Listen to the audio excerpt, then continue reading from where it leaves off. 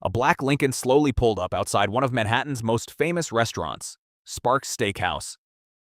Inside the car sat the most powerful mafia boss in America. He adjusted his expensive overcoat, stepped onto the sidewalk, and within seconds, a storm of bullets shattered the cold New York evening. Witnesses froze in horror. The boss of the Gambino crime family lay motionless on the pavement. But here's the twist.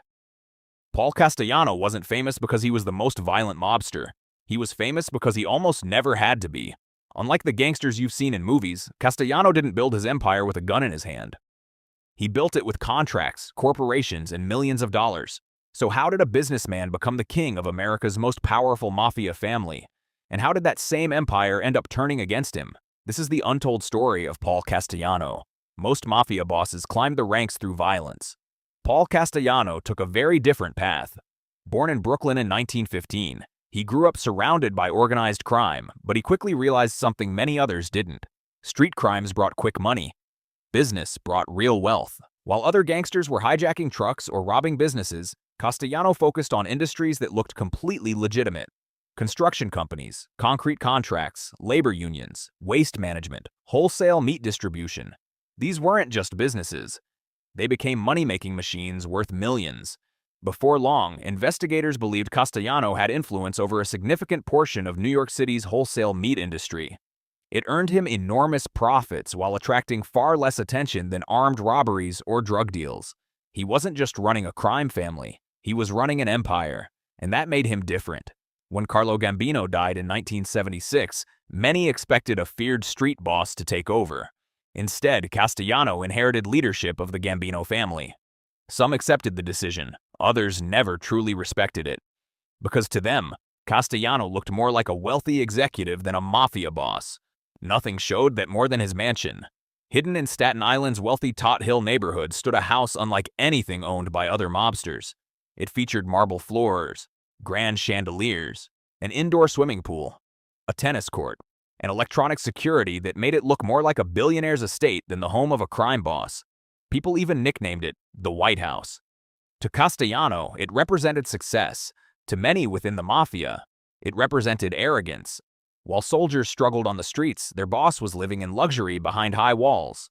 Quiet resentment slowly began to grow, but the mansion wasn't the real problem.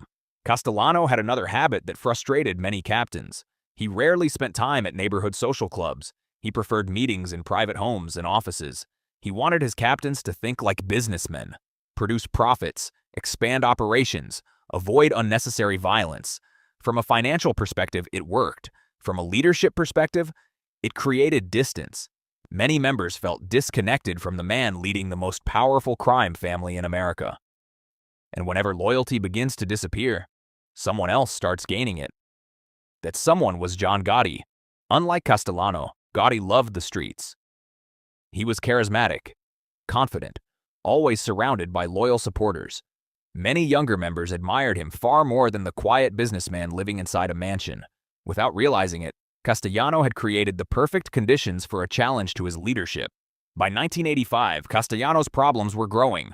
Federal prosecutors had already charged him under the powerful RICO law. If convicted, he could spend the rest of his life behind bars.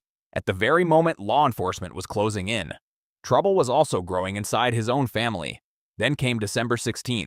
That evening, Castellano arrived at Sparks Steakhouse for a meeting. As he stepped from his car, several gunmen suddenly appeared. Within moments, they opened fire. Paul Castellano and his driver were killed almost instantly. The assassination shocked New York. A mafia boss had been executed in one of the city's busiest areas during rush hour. It wasn't just another mob hit. It was a message. Power had changed hands. Soon afterward, John Gotti emerged as the new leader of the Gambino crime family, becoming one of the most recognizable mafia bosses in American history. Paul Castellano left behind a complicated legacy. Some believe he was one of the smartest financial minds the mafia ever produced. Others argue that his obsession with business caused him to lose touch with the people whose loyalty mattered most. He proved that making millions could build an empire, but he also proved that in organized crime, money alone isn't enough. Respect, trust, and loyalty can be worth far more than fortune, because in the end, the man who transformed the mafia into a corporate empire wasn't defeated by the government first.